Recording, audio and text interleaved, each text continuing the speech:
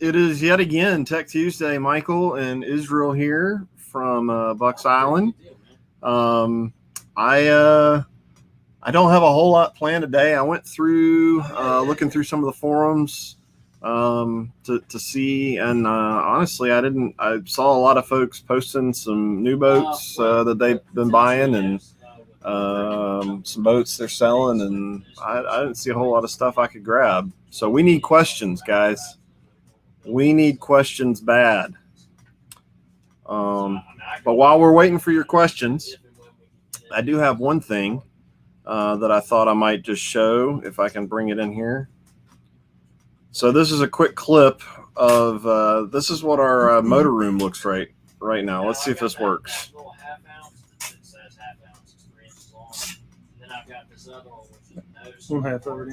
There we go. I got it. There's a lot of holes in there. There's a few outside.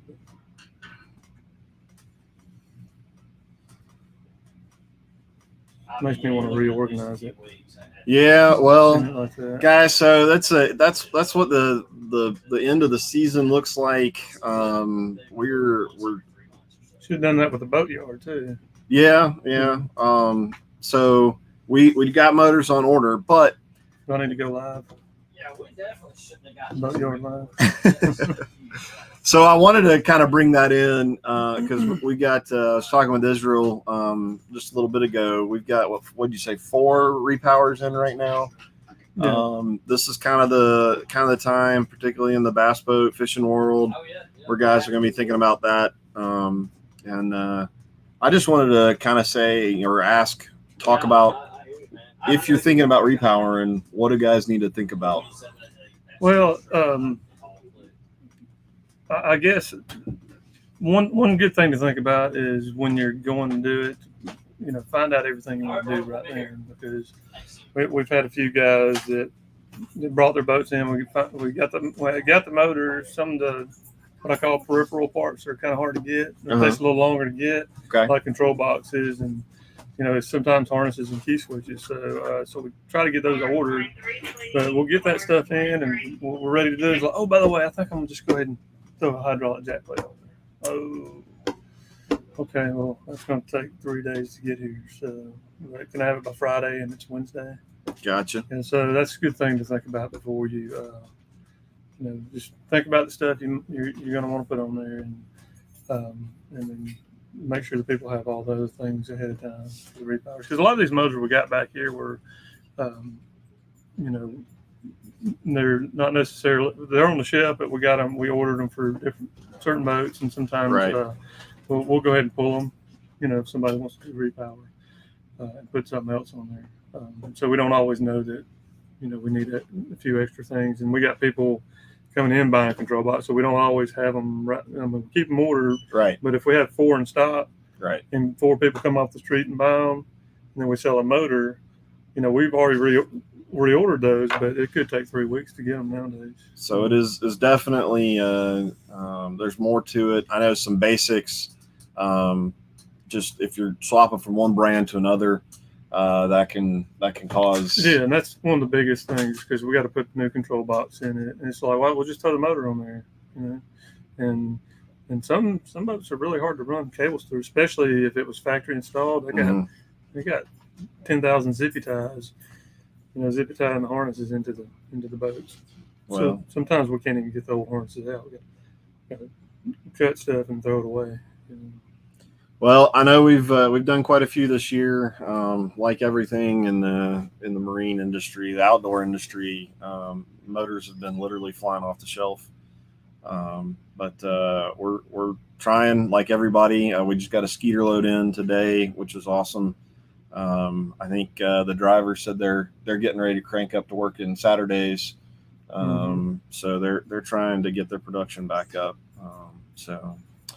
All right. Well, looks like we got a few questions. John, what'd you say? You riding shotgun through to North Carolina for cash and rods? All right. Do another photo shoot. He's getting a bunch of the photos they've been posting with Cashin. All right, Sonny. 2015 200 show. What should water pressure be? I've very seldom run wide open throttle, but see about 18 psi. Yeah, that's reasonable. 10 to 12, just cruising at 4,000 RPM. Yeah, that's perfect. A lot of them, and the gauges aren't always going to be 100% accurate. So I typically see about 20 pounds at wide open, full out. If everything's in good shape, and the gauge can have some deviation too. So as long as wide open throttle's above, probably 14, I'd be okay with that. And then 10 to 12 pounds of cruising, yeah, that's fine. All right. Because that pressure is always going to, the volume is the most important part, but you need some pressure, and the RPM is going to determine the pressure. All right. How much juice does the motor pull from the battery when not in use? 2014 225 show. Notice my crank battery is running down if I don't put it on charge. I'm going to say that there could be a few things going on. The motor shouldn't be pulling anything when the key's off, unless there's like a short in the harness and it's keeping the computer running all the time. I've seen accessories. Yeah. Definitely, if you've got a NEMA system running in the boat, especially if it's Lowrance, it will kill that battery pretty quick. It'll drain it for whatever reason. It doesn't pull it doesn't seem like it pulls a whole lot. It shouldn't pull more than maybe a couple of amps at the most. But I have seen it, especially if there's the old style like LSS1 box and LSS2 boxes. Okay. But those pull a pretty good bit of amps because they're high definition boxes.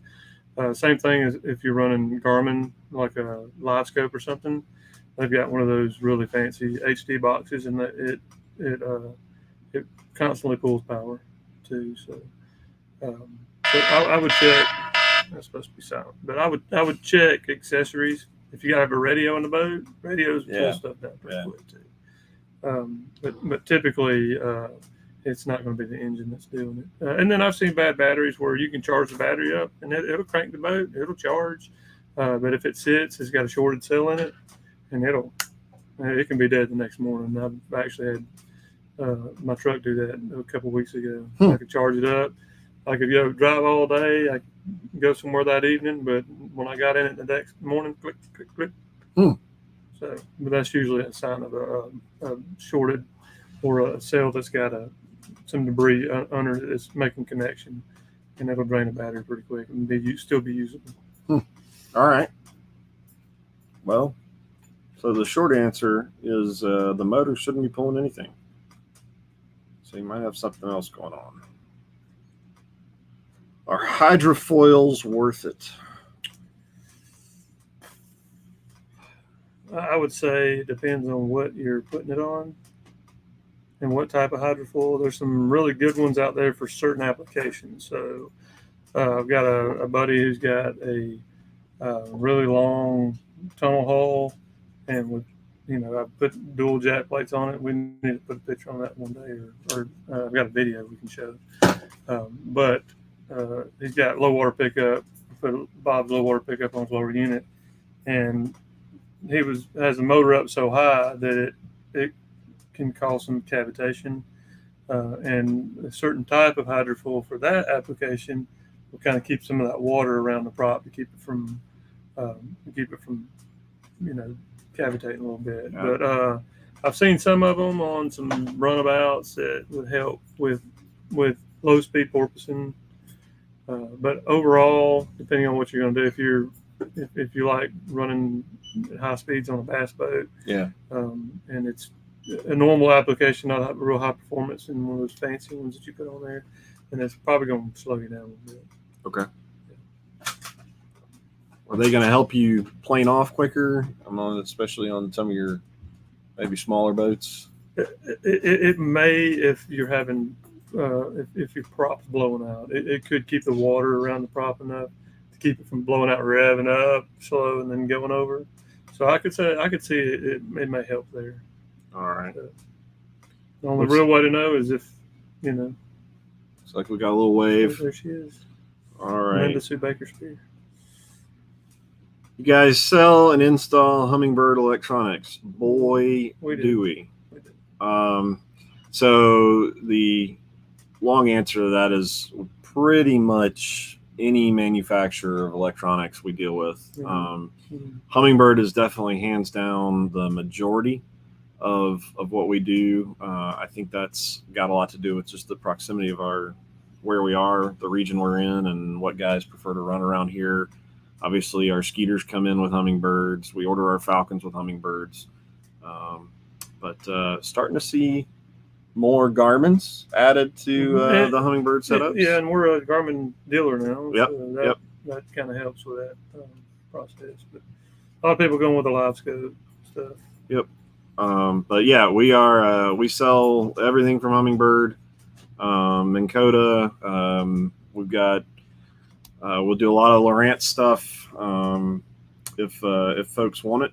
And just talking about the sales side of things, if you're looking at what we do with our boats, like I said, a lot of our Skeeters and Falcons all have got Hummingbirds, but we can swap all that stuff out, put whatever you want in.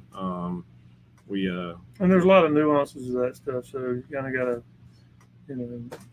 do a little research, or just know that if you bring us a unit and you want to put it on a console, and it's a mega DI, it's not, there's more to it than just that, because if you want to be able to read your 2D, you've got to put a Y cable in and a 2D transducer, and there's and then you got to, they're getting so big now and using so much power, we got to run dedicated wire power to them, so that costs us a little more, so it ends up costing the customer a little bit more. So but I will tell you this, if you do buy it from us, then we do, our normal shop rate is $99.50 or $109 an hour, depending on what you're having done. But we have a rigging rate, so if you buy a trolling motor or depth finder from us, stuff like that, then we do it as a rigging rate, which is $75 an hour. So, so you get a little bit of discount. But if you buy it at Bass Pro and you want us to install it, it's going to be the normal flat rate. So keep that in mind. And we sell most everything around the same price. So tell your wives that too, because they like to buy gifts sometimes, and they can buy it from us instead of Bass Pro Shop. Yeah, we're trying to get more stuff in. Those 360s have been real popular. I don't know if we've got any left. We may, because we ended up getting like a big batch of them at one time. So. All right. I know we got a bunch of them sold with names on them.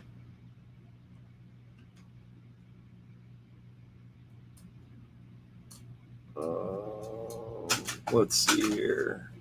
Got an answer. Thanks, but noticed a good spark on a positive wire for motor. Never noticed it before. Boat is an 0720i. Hope isn't the box behind the driver's seat. Could be. And I will say that the engine harness shares the ground through the boat side too. Like it'll backfeed through that stuff, so you can see a spark, and not necessarily that might not necessarily be what's going on. But I have seen some voltage leak between like some terminals if you got a lot of corrosion and stuff on not the battery, but like a main harness to the boat on the key switch side. You can have some voltage leak between terminals too. So if you think it's the engine, I would consider probably disconnecting the main harness off the engine, where that plugs, the harness goes to the key switch. You unplug that. I don't know if it's happening overnight, but if you're not going to use it for a week and that's how long it takes to do it, unplug something and see if it continues to do it. If it doesn't, then that could be a source. And you can also, if it's pulling power off that engine, you should be able to take the cowling off and hear some buzzing noise in noises in there, like the ECU's on or something. If that's the case and you disconnect that harness and it goes away, then you probably got some voltage leaking through some terminals on either the harness itself or the key switch. All right. And it's possible. Well, I am not seeing any more comments popping in here. Thanks for the questions, guys. Yeah. That's some good stuff. Yeah. The last 2 weeks have been long, so this may just be a short week. Yeah, we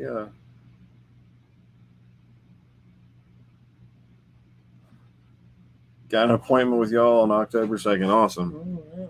Well, Let me see. I can't see his picture. See if I know who he is. well, we'll hopefully we can help figure that stuff out. At some point, maybe we need to do some rigging electronics stuff. Yeah. But I mean, it is like you said, their wives looking for Christmas gifts. It's getting to be that, which is crazy to think. Mm-hmm. We're almost to that Christmas Well, if season. y'all have any ideas of stuff, we can do we did some early motor, some identification stuff on motors and some engines, Yamaha, Mercury. If y'all got anything that, we can go over what's what on a power head on a Yamaha, so you know at least what you're looking at. We can do that on a Mercury. The newer V8s, I'm not real familiar with them yet. I hadn't gone.